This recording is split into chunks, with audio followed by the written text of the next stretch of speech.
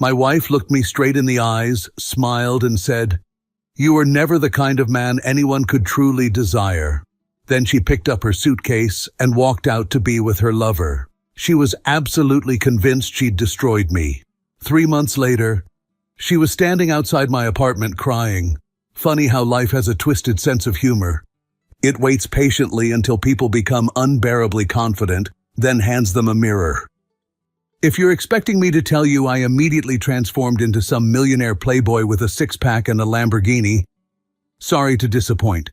My name is Mark. I'm 43 years old, and for most of my adult life, I believed that being a good husband was enough. Turns out, according to at least one woman, I had misunderstood the assignment. Looking back now, I can laugh about some of it. Back then, not so much. People love saying relationships fall apart overnight. They don't. They crack like old drywall. Tiny little fractures, barely visible. Until one day, half the wall is on the floor and everyone pretends to be shocked. Emily and I were together for 11 years, but we only got married 3 years ago. No children. Not because we hated kids. Life just kept getting in the way. First we wanted stable jobs. Then we wanted a house.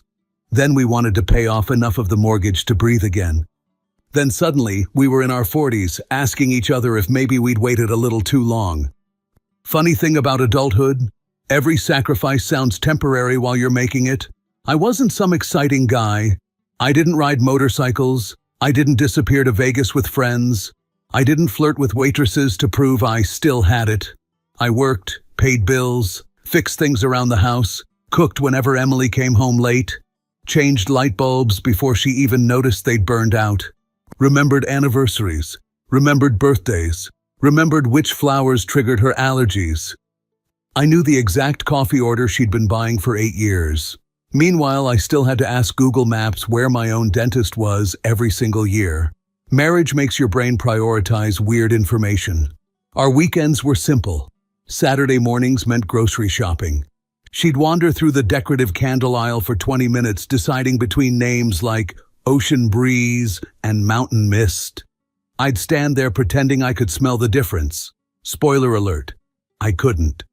Then we'd stop for lunch somewhere, go home, watch a movie neither of us was actually paying attention to because she'd scroll Instagram while I accidentally fell asleep halfway through.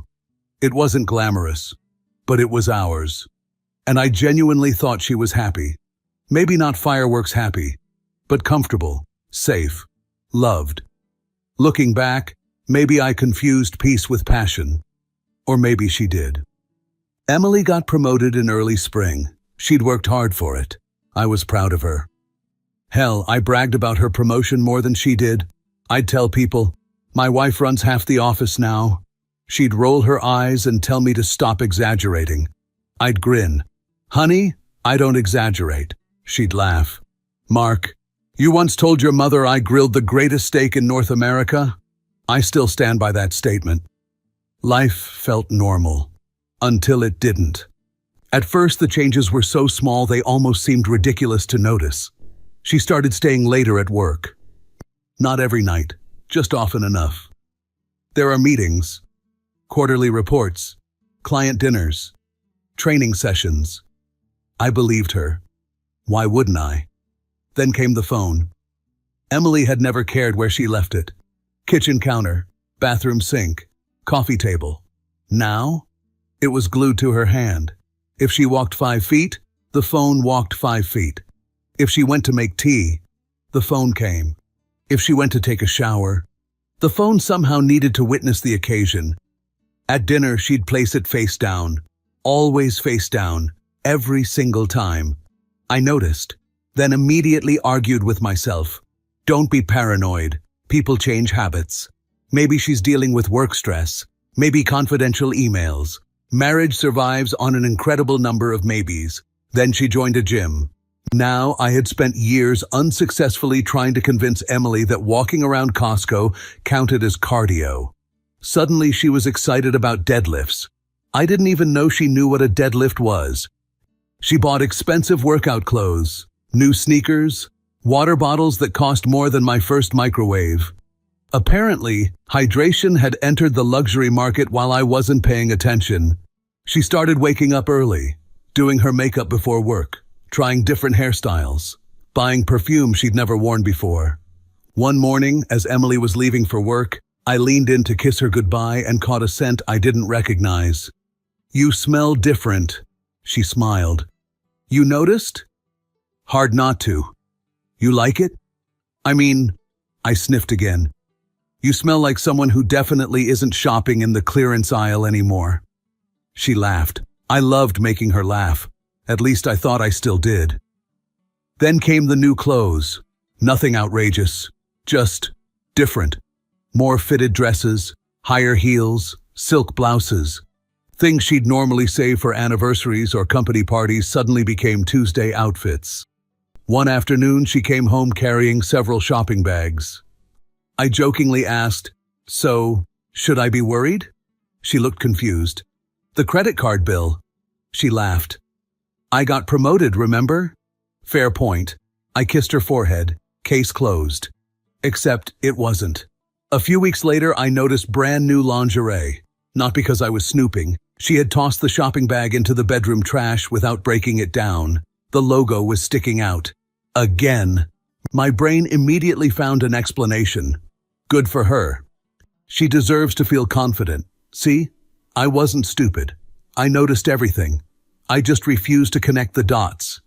Because once you connect them, you can't disconnect them again. I kept telling myself not to be one of those husbands. You know the type. The guy who sees his wife smile at her phone once and immediately starts pricing private investigators. That wasn't me.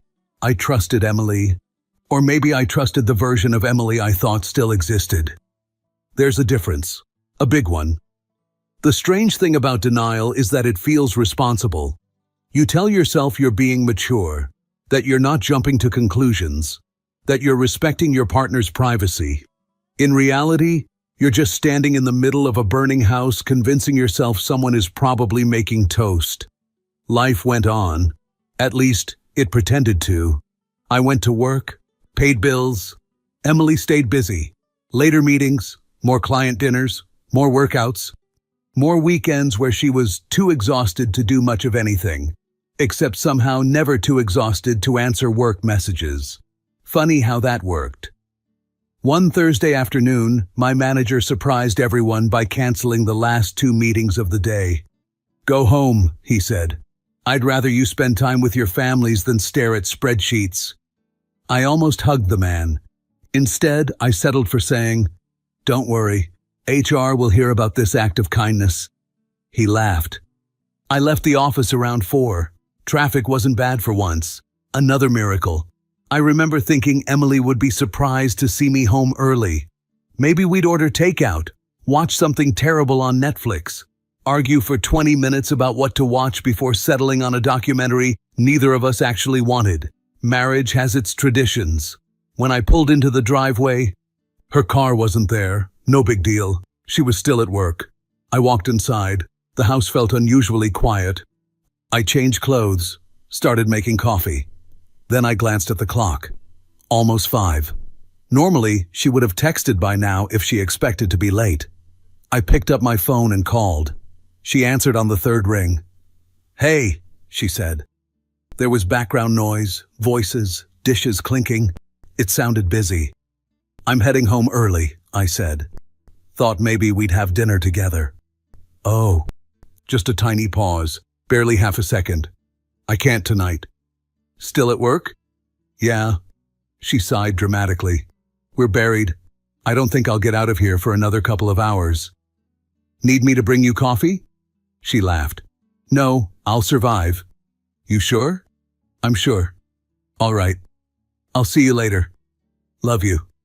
"Love you too." She hung up.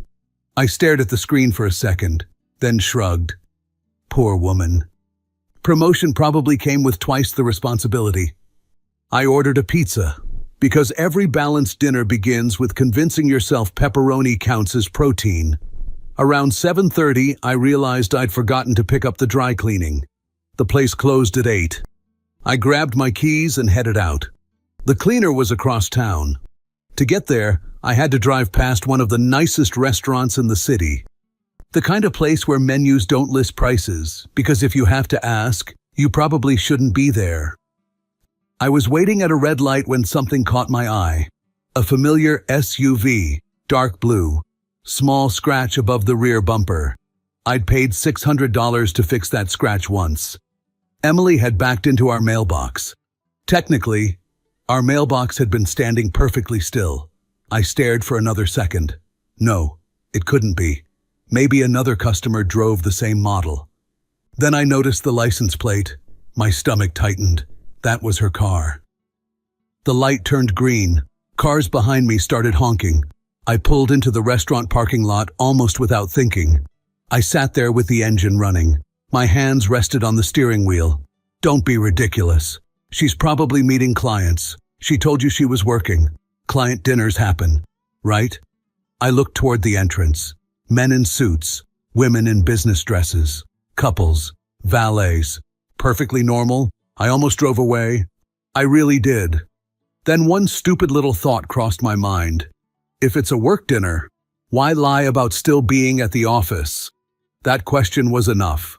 I turned off the engine, walked inside. The hostess smiled. Good evening. Good evening. Table for one? For a second I couldn't even remember why I'd come in. Actually, I'm looking for someone. She nodded politely. Of course. I barely heard anything after that. My eyes were already searching the room. Table after table, families, business meetings, birthday dinners, an older couple sharing dessert, a guy unsuccessfully trying to impress a date by mispronouncing French wine. Good luck with that, buddy. Then, I saw her. Emily. She wasn't checking emails. She wasn't discussing quarterly reports. She wasn't entertaining clients. She was laughing. Not the polite little laugh she used with coworkers, not the tired smile she'd been giving me for months. She was laughing with her whole face, her head tilted back, her eyes sparkled. She reached across the table and took a man's hand. He smiled, said something I couldn't hear. She squeezed his fingers, then he leaned forward. She met him halfway, and they kissed. Not a quick mistake, not an awkward accident, a slow, comfortable, like two people who had already done it dozens of times, maybe hundreds. Everything just stopped. The restaurant faded into background noise, the conversations, the music, the clinking glasses. It all sounded distant, like I was underwater. I stood there for maybe 5 seconds, maybe 30. I honestly don't know. Then I turned around, walked back to my car, started the engine, and drove home. Without saying a word, without making a scene, without letting either of them know. I just watched my marriage end. I got home a little after 8. The pizza box was still sitting on the kitchen counter. Cold, untouched. Funny how quickly your appetite disappears. I threw the box into the trash, not because I suddenly cared about wasting money. At that point, the pizza had become evidence. Evidence that somewhere around 6:30, I still believed I had a wife coming home. I made coffee instead. At 8:30 at night, I sat in the living room, no television, no music, just silence. Every now and then I'd glance at the clock. 8:42, 8:56, 9:11.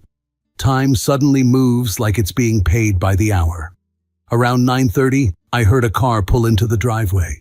Her car. A few seconds later, the front door opened. Emily walked in carrying her purse. She looked relaxed. She kicked off her heels, smiled casually, and hung her keys on the hook by the door. The meeting ran late, she said while taking off her jacket. I swear, if they schedule one more evening, she stopped. She finally looked at me. I was sitting in the dark. The only light in the room came from the lamp beside the couch. She frowned. You okay? I looked at her for a long moment. Just a few hours earlier, I would have bet my life that I knew this woman better than anyone. Now she looked like a complete stranger wearing my wife's face.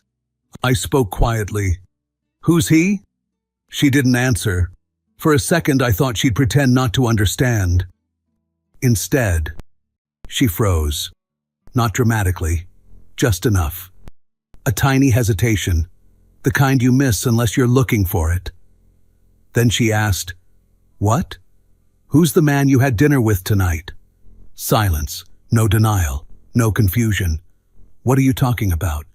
She simply looked at me, and in that exact moment, she knew I'd seen everything.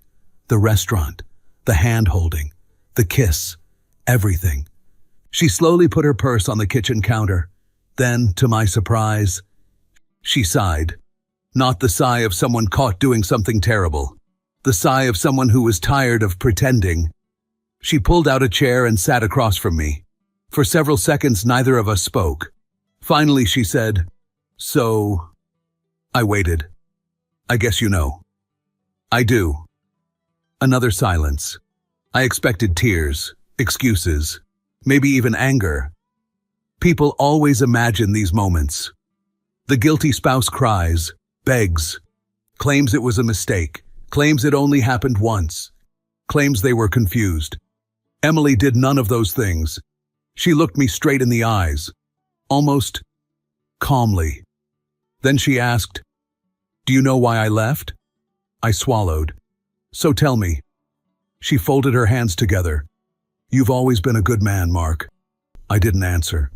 "You're kind, reliable. You've always taken care of me." Every compliment felt wrong, like flowers at a funeral. Then she leaned back in her chair. "And that's the problem." I frowned. "What?" She looked directly at me. Her voice was steady, almost gentle. "You were never the kind of man anyone could truly desire." The room became unbelievably quiet. She continued before I could say anything. "You're dependable. You pay the bills. You fix everything. You remember anniversaries. You make dinner. You've been a wonderful husband." Then she slowly shook her head. "But you've never been the man I dreamed about." I stared at her, not because I didn't hear the words, because I couldn't believe they were coming from her. She wasn't yelling. She was dismantling me with the same calm voice she'd once used to ask whether I wanted chicken or pasta for dinner. "I spent years convincing myself comfort was enough," she said. "I thought passion faded for everyone." She looked down for a moment. "Then I met Jason. Jason made me feel alive again." I felt my jaw tighten. "He made me feel beautiful." Another sentence, another knife. "He made me feel like a woman again." I almost laughed. Not because anything was funny. Because somehow the man who remembered her favorite coffee order had apparently failed to make her feel like a woman. Life has a twisted sense of irony. I finally managed to speak. "How long?" She hesitated. "A few months." "A few months." I nodded once. "I see." She looked surprised. "That's it? What do you want me to do?" She didn't answer. I stood up, walked to the kitchen, poured the cold coffee into the sink. When I came back, she was still watching me. "You lied to me tonight." "I know." "You told me you were working." "I know." "You kissed him." "I know." Each answer came softer than the last. Then something changed in her expression. Not guilt, relief. Like she no longer had to carry the weight of the lie. "I don't want to keep pretending, Mark." She stood, walked past me toward the bedroom. I followed without saying a word. She opened the closet, pulled out a large suitcase, and started packing. Not angrily, methodically. Shoes, dresses, cosmetics. The same suitcase we'd used for vacations. Amazing how quickly luggage can change careers. I leaned against the bedroom door. "So that's it?" She folded another sweater. "I think it's better this way." Looked at herself in the mirror, adjusted a strand of hair, then picked up the suitcase. She smiled, a small, confident smile. "I hope one day you'll get over this." Those words almost hurt more than everything else. Not "I'm sorry." Not "I never wanted to hurt you." Just, "I hope you recover." Like I'd caught the flu. She rolled the suitcase toward the front door. I didn't try to stop her. What was the point? You can't compete with a fantasy someone has already chosen. At the doorway, she turned around one last time. For a second, I thought maybe she'd hesitate. Maybe 11 years together would outweigh one reckless affair. She didn't. She opened the door, picked up the suitcase, and walked out. A few seconds later, I heard a car door close. Then the engine started. I stood alone in the hallway, staring at the closed front door. Her final words kept echoing in my head. You were never the kind of man anyone could truly desire. It's amazing how one sentence can make you question your entire life. Everything I'd been proud of. Everything I'd built. Everything I believed made me a good husband. In less than 5 minutes, she had convinced me it had never been enough. The first few days after Emily left, honestly, they're a blur. People always imagine heartbreak as dramatic. You smash glasses. You scream into the night. You drink whiskey straight from the bottle. Reality is much less cinematic. Mostly, you just forget to eat. I'd open the refrigerator, stare inside, close it again. Not because there wasn't food, because my brain couldn't process the idea of being hungry. I still woke up at 6:30 every morning, out of habit. For years, I'd made coffee for 2. On the 3rd morning, I caught myself reaching for her favorite mug. I actually stood there holding it before realizing there was no reason to. I put it back. The house sounded different. Amazing how much noise another person makes without either of you noticing. The bathroom door no longer closed.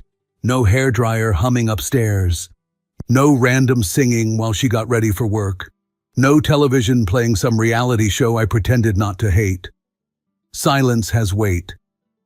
I didn't know that before. Now I did. At work, everyone kept asking if I was okay. Apparently, I had the facial expression of a man whose dog, favorite football team, and tax refund had all died on the same day. I'm fine, I'd say. The universal male lie. Nobody believed me. I didn't blame them. One evening I came home, dropped my keys on the counter, and noticed a stack of unopened mail. Bills, mortgage statements, insurance renewals, bank letters, normal adult life. It doesn't stop just because yours falls apart. I made another cup of coffee. At this point, caffeine was basically replacing emotional stability. I sat down at the dining table and started sorting through everything. Mortgage first, utilities, insurance. Then a folder caught my attention. Property records. I hadn't looked through those documents in years, mostly because nothing about them had changed. Out of pure habit, I opened the folder. The deed, purchase agreement, loan documents, everything exactly where I'd left it. I stared at the purchase date, 3 years before Emily and I got married. I frowned. Then another thought crossed my mind. The house had always been mine. I reached for another folder. Vehicle title, same story, registered solely in my name, bought before the wedding. I actually said it out loud. The sound of my own voice startled me. I kept digging. Investment account.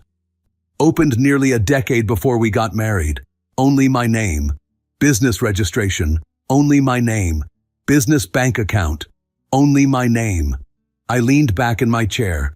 For the first time since that night, my thoughts weren't about Jason, or Emily, or that damn sentence she'd burned into my brain.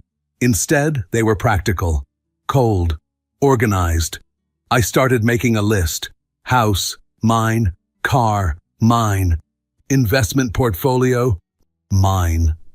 I sat there staring at the page for several minutes. Emily had always joked that I was boringly responsible. Maybe she was right. I'd always separated personal and business finances, not because I expected divorce, because my accountant insisted it was smarter. For years, I'd teased him for being paranoid. At that moment, I silently thanked the most boring accountant in America. Then another realization hit me. Emily was probably convinced she'd leave with half of everything. Why wouldn't she be? People hear marriage and automatically think 50-50.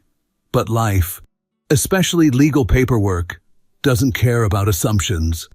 I looked around the dining room, the same room where we'd celebrated birthdays, Christmas dinners, anniversaries. Now it looked like a law office, folders everywhere, Legal documents, tax records, property deeds. I should have been miserable. Instead, something strange happened. For the first time since she'd walked out, I smiled because something inside me shifted. For days, I'd felt completely powerless, like my life had been placed in someone else's hands. Emily had decided our marriage was over. Emily had decided another man was better. Emily had decided I wasn't enough. I'd accepted all of that without questioning it. But these documents reminded me of something important. She wasn't in control of everything. Not anymore. I wasn't the helpless husband she'd left sitting in a dark living room. I still had choices. I still had rights. And for the first time in over a week, I stopped asking myself, why wasn't I enough? Instead, I asked a much better question. What's my next move? That single question changed everything. Because once you stop replaying the past, you finally have enough room in your head to start planning the future. The next morning, I called a divorce attorney. Not the cheapest one, not the first one Google showed me, the best one I could find. If my marriage was ending, I wasn't going to handle it with advice from internet forums. 2 days later, I was sitting across from my lawyer. He listened without interrupting. No dramatic reactions, just questions. When was the house purchased? 3 years before the marriage. The investment account? Opened long before the wedding. He nodded and made a few notes. Finally, he looked up. Mr. Carter, you've done something most people never do. What's that? You kept your finances organized. I almost laughed. My accountant deserves the credit. Then buy your accountant a nice bottle of whiskey. I just might. For the first time since Emily walked out, I heard words I desperately needed. You are in a much stronger legal position than you think. I left his office with a plan. No revenge, no games, just paperwork. First, I canceled every supplementary credit card connected to my accounts.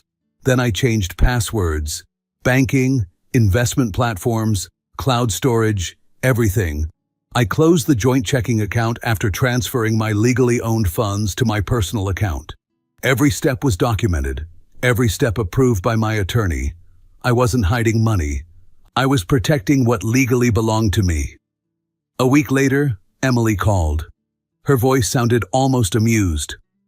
So, you're really doing this? You actually hired a lawyer? Yes, she laughed. You know we're splitting everything anyway, right? I stayed quiet. She continued. You don't have to make this difficult. Mark, she sighed. You're going to lose half whether you fight or not. We'll let the court decide. Fine. She hung up. She sounded completely confident, like she'd already spent money she didn't own. A few weeks later, she received the first official documents. That afternoon, my phone rang again. This time she didn't sound amused. There has to be a mistake. What mistake? My attorney says... She stopped. They're saying the house isn't marital property. It isn't. The investments? They're mine too. Silence. Long silence. Finally, she whispered, That's impossible. It's documented. You planned this? I almost laughed. Emily, I bought this house before we got married. She had no answer. The confidence was gone. For the first time since she'd left, she realized something. She hadn't walked away from half my life. She'd walked away from almost all of it. The divorce kept moving forward, quietly, professionally, exactly the way I wanted. No screaming, no social media posts, no friends choosing sides, just signatures, court filings, deadlines. Funny enough, staying calm frustrated Emily more than any argument ever could. She wanted emotion. Instead, she got paperwork. The divorce moved forward. Emily had already moved in with Jason. At first, she looked happy, at least from what little I heard. Mutual friends couldn't resist sharing updates. You know, they seem great together. I didn't ask. A month later, the story started changing. Apparently, dating Jason had been very different from living with him. When they were sneaking around, he always paid for dinner, bought flowers, planned weekends away, played the charming guy. Now, reality showed up. Jason hated paying bills. If they ordered takeout, he'd suggest splitting it. If they traveled, he'd look for the cheapest hotel. If something in the apartment broke, he expected someone else to deal with it. Emily had once laughed because I fixed everything myself. Now she was dating a man who couldn't assemble a bookshelf without watching 3 YouTube tutorials. Then came the arguments. Jason didn't like where Emily spent her money. He complained about her shopping, questioned expensive makeup, rolled his eyes whenever she wanted to eat somewhere nice. The same woman who told me I lacked passion was now arguing with a man over who should pay for groceries. The irony wasn't lost on me. According to another mutual friend, Jason had changed too. He became jealous, asked where she was, who she was texting, who she had lunch with. The man who had no problem helping someone cheat suddenly had trust issues. Imagine my surprise. It was almost as if people willing to betray others aren't automatically trustworthy themselves. Who could have guessed? I never celebrated any of it. I didn't smile every time someone brought up another fight, because none of it gave me my marriage back. It only confirmed one thing. Emily hadn't traded a boring husband for a better man. She'd traded stability for excitement. And once the excitement disappeared, all that was left was reality. About 3 months after she left, I saw Emily again. It happened completely by accident. I was leaving a grocery store with 2 bags in my hands when I heard someone call my name. Mark. I turned around. For a second, I didn't recognize her. She looked tired. The expensive clothes were gone. No perfect makeup. Dark circles under her eyes. She took a hesitant step toward me. Can we talk? I looked at my watch. I have a few minutes. We walked to a nearby bench. For almost a minute, she said nothing. Then she quietly asked, "How have you been?" "I'm doing fine." She nodded. "I heard the divorce is almost finalized." "It is." Another silence. Finally, she looked down. "I made the biggest mistake of my life." Tears filled her eyes. "Jason isn't who I thought he was." She wiped her face. "He changed." "No," I said calmly. "You just finally got to know him." She closed her eyes. "Maybe." Then she looked at me. "I ruined everything. I miss home." I stayed silent. "I miss feeling safe." Silence. "I miss us."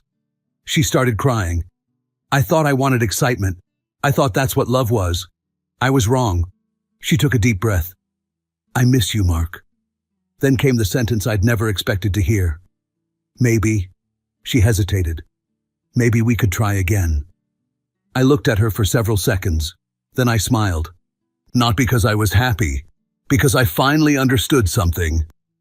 The woman sitting in front of me wasn't coming back because she loved me. She was coming back because the fantasy had collapsed. Quietly, I asked, "Do you remember what you told me the night you left?" She froze. I continued. "You said I was never the kind of man anyone could truly desire." She lowered her eyes. "I know." I nodded. "You know what's funny?" She didn't answer. "I was the only man who truly wanted you for who you were." I paused. "But that's over." She started crying harder. I stood, picked up my grocery bags. "And that's exactly why we're never doing this again." I turned around, walked away. This time, I didn't look back. A year later, my life looked completely different. Not because I became rich, not because I suddenly turned into someone else. I was still me. I just wasn't living for someone who couldn't see my worth anymore. The divorce had been finalized months earlier. I'd kept the house, finished paying off another big chunk of the mortgage, started taking trips I'd always postponed because there was always a better time. Turns out, there never is. You simply decide to go. I met new people, picked up old hobbies, stopped rushing home every evening to a marriage that no longer existed. One Saturday morning, I was sitting at a small coffee shop reading a book when my phone buzzed. It was an old mutual friend. "Did you hear about Emily?" I hadn't. "Jason left her." That was it. No long explanation, no details, just one sentence. I looked at the message for a few seconds, then locked my phone. A year earlier, I would have wanted to know everything. Where he went, who he left her for, whether she cried, whether she regretted everything. Now, I honestly didn't care. Because the opposite of love isn't hate, it's indifference. As I finished my coffee, I caught my reflection in the cafe window.